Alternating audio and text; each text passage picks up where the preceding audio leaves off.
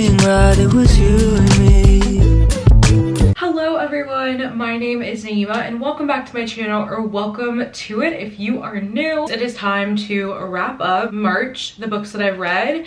I was doing really good in the beginning of March and then it kind of like fell off with my anxiety. Like I couldn't even think about opening a book. And I'm also very proud of myself because in March I was able to read a few books off my physical TBR, which is always exciting. I'm always looking to check things off. But yeah, today we're wrapping up every single book that I read in March. In March I read a total of 6 books. A lot of them were off my physical TBR, which is so exciting. And yeah, without further ado, let's get right into it. So the very first book that I finished in March was Powerless by 𝓿𝓲𝓬𝓪. I had started this book in February. I ended up finishing it March 1st. Powerless is the 3rd book in the 𝓵𝓸𝓬𝓪 Spring series by 𝓿𝓲𝓬𝓪, and this was also one of my most anticipated releases of the year. I ended up rating this 4 stars, honestly, and I feel like it was because of my reading slump.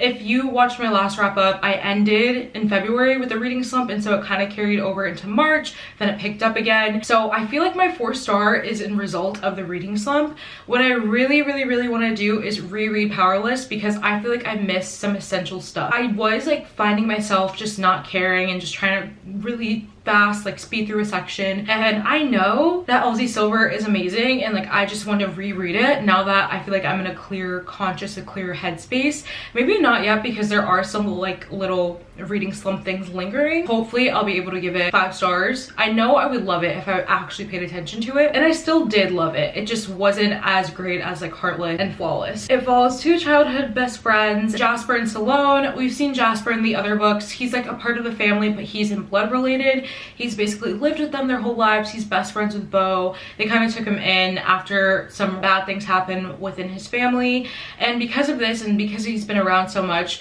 𝓶𝓮, which is the Eaton brothers' cousin, whenever she comes to visit, she would always be around Jasper, and these two become best friends. They're always there for each other. They lean on each other. But there is a bit of an age gap between Jasper and between 𝓶𝓮. 𝓶𝓮 would start to develop a crush. She couldn't exactly tell him, but she'd invite him to like her prom, and he's like, I can't, I'm so much older than you, that would look weird.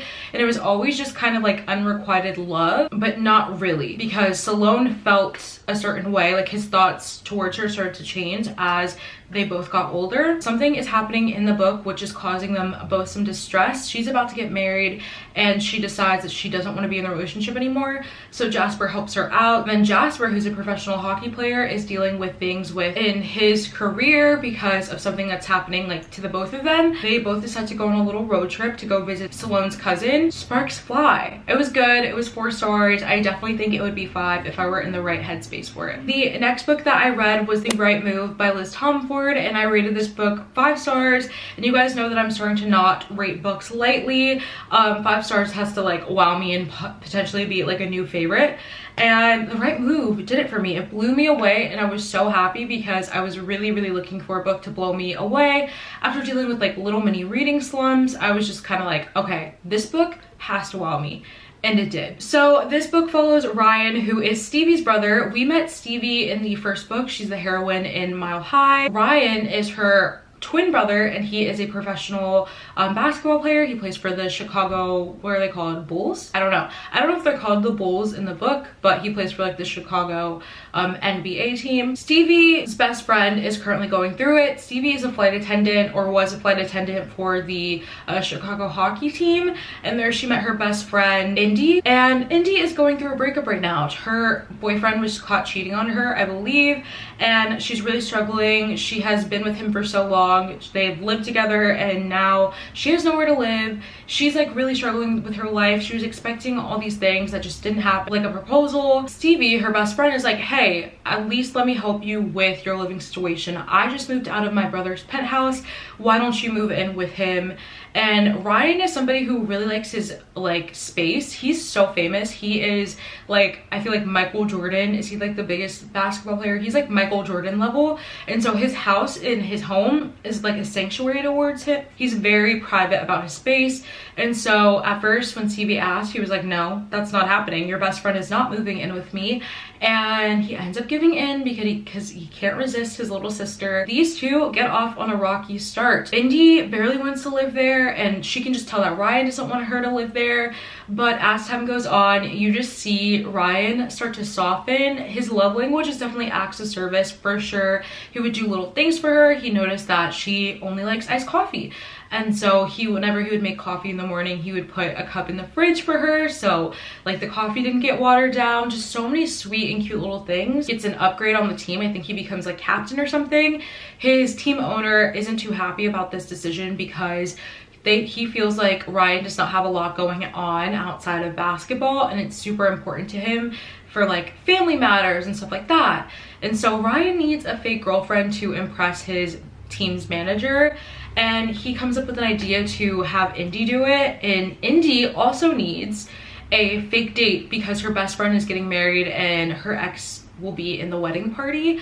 And so these two kind of team up, and they're like, okay, we'll help each other. I'll be your fake girlfriend, you'll be my fake boyfriend, we'll help each other with these things. They also come up with little tasks for each of them to do. Like Indy has to learn how to be alone because she's never really been alone before, and Ryan needs to learn how to be a good boyfriend because he's not one. And it's so cute. It is such a good story, and I already want to reread it. I've been making reels for it on Instagram so much recently. It lives with me. I love this book. And I used to say I'm manifesting Declan O'Connell. Now I'm manifesting a Ryan Shea. Like, I need a Ryan Shea in my life. Where are you? The last 4 books that I read were all my physical TBR. So everybody give me a round of applause, please. Thank you so much. I cannot believe the majority of books that I read were number 1 physical, and number 2 I already own them. That is so different for me.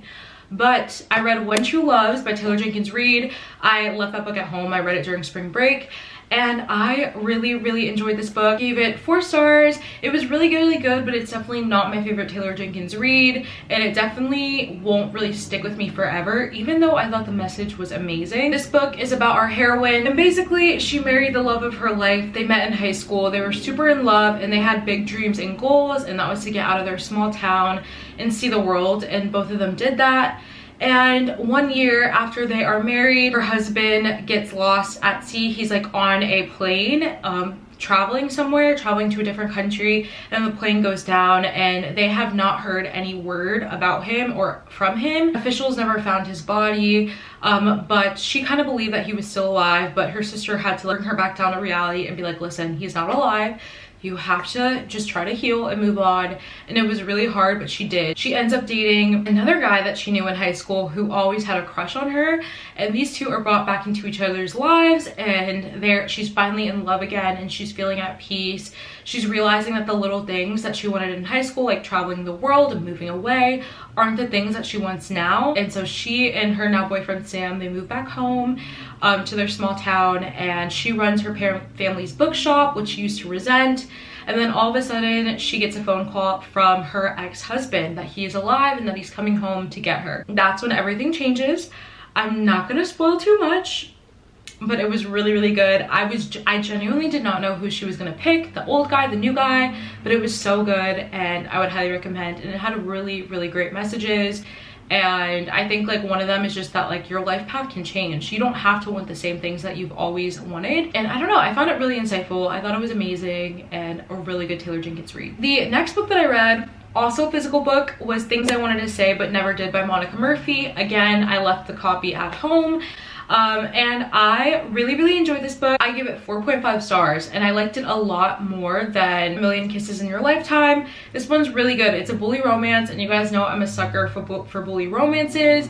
I read this book in one sitting. It had me hooked. I was invested. There are trigger warnings for sexual assault, dubious consent, murder, and bullying. Make sure you know what you're getting into. Our heroine's mom has been having an affair ever since she was little with the hero's father, and so when this comes out, her life has changed forever. Now she goes to the same boarding school as the heroes and their siblings. They actually own the school. He hates her because number one, her mom ruined his life as he knew it, and he bullies her, and he has everybody else bully her because, like I said, he owns the school. I just really loved how depraved and ruthless Whit, the hero, was. He was so mean. There's something wrong with me, but I loved it. I was eating it up. Summer, the heroine, I just wanted to give her like a big hug. I felt so bad because she was going through so much. And honestly, this is one of the few, like, which is weird for me to say because I read a lot of romance, but I could physically feel and see in my mind Wit starting to fall in love with Summer. He blackmails her into getting her to do different sexual things. Is it blackmail? Because like, she very much wants to do it. He steals her diary, and the only way she can get it back is if she does what he says. So there's a lot of dubious consent, but it was really hot. The smoke was really good. It was just all in all depraved and an excellent time, and I would really recommend it if you like bully romances. This was just so much fun. Like, you can't beat a bully romance, I feel like. And then I read Pen Pal by J.T. 𝓫𝓬𝓬𝓲. Oh, okay, so it's so funny because I started annotating it, and then quickly I was like, let me not do that just in case I need to give this book away, because I was so bored, guys. Like, I like this heroine, or heroine if you can even call it that, so exhausting. Like, I was just so bored. It was not a fun time. So this book follows a girl, and recently her husband has passed away. She goes to the funeral, and when she comes back, there is a letter there for her. It says that it is from like a local jail. It's from an inmate, and he's like writing letters to her saying like, hey, just wait for me. And she has no idea who he is, and she starts to get really freaked out. Also, at the same time, things are happening in her house, like lights are going out, there's been leaks, just really weird movement throughout her house, and she calls different people to come and inspect it. She's really just trying to figure out how to move on without her husband. I'm gonna be so honest, the only reason why I did not DNF this book was because I own it, but I rated this book 1 star. Like, I would not recommend. It was not fun for me. It was so boring. That's all I'm really gonna say about this book, because I don't want to spoil it for anybody who's interested in reading it. But I thought that the plot twist is a little bit interesting. I just didn't like how it weaponized mental health. And yeah, that's all I'm gonna say. I rated it 1 star. Would not recommend. Look into the trigger warnings, and yeah, no spoilers here. And the last book that I read in March was Man Candy by Vanessa Vale. I own this book physically, obviously. I'm sorry, I just can't stop saying I read books off my physical TBR. I'm so excited about this. But I read Man Candy by Vanessa Vale. This was sent to me by Valentine PR, so thank you so much. Guys, I loved this book. I rated it 4 stars. I found it so addicting and so hot and just so funny. Guys, it's been a while since I genuinely laughed out loud at a book, but I was laughing. I was cackling with this book. It was so funny. I loved the humor. Everything about it just spoke to me. This was my first Vanessa Vale that I've ever read before, and I definitely want to read more from her. Man Candy is a small town billionaire romance. We have our heroine, and she is a romance author, or at least she's like trying to become one. Nobody in her small town knows that she writes romance, because it would just be so awkward for her to like go grocery shopping and they'd be like, oh, you write really smutty romance or this and that. And like, so she kept it under wraps because she lives in a very small town. She has a sister, and her sister has a boyfriend who is also a billionaire, and it's the hero's brother. Their romance was in the first book, and this is between their siblings. Our heroine is just like a really big hopeless romantic. She has met Dex, who is the hero, 1 time before, and she found him super hot and really charming, but he does not fit the list of requirements that she is looking for when it comes to a man. She's getting older, so she wants to settle down and have a family and just like start to set down roots. And as much as she's attracted to Dex, the hero, she is not going to do it with him. She thinks that he's really temporary because he lives in like Colorado and he doesn't live in this small town, because she's like, I'm not wasting my time with you. Dex, on the other hand, saw her once and he became obsessed with her. That same weekend, he picked out a wedding ring for her the first time that they met in the last book, which I have not read yet, but I really want to. He's just super in love and super obsessed with her and wants her all for her own. He was very possessive and obsessive, and I was eating it up each and every single time. This is also forced proximity / roommate romance, because something happens one day where our heroine is out to the grocery store, and there she runs into Dex.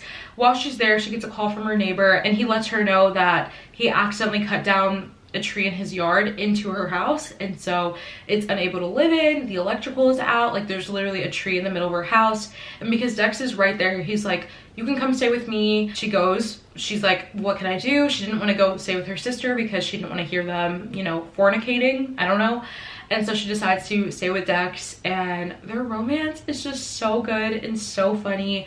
I loved Dex so much. His humor, both of their humors were just top tier. And Dex was so hot and so fun to read about. The things he said, it was like, okay, stop. Stop. Chill out. It was too good. I also seeing all the like little hints of author life. Like us readers, we like to do like reading sprints with our friends who also like to read and spend like 30 minutes reading and then like 10 minutes chatting or whatever it is.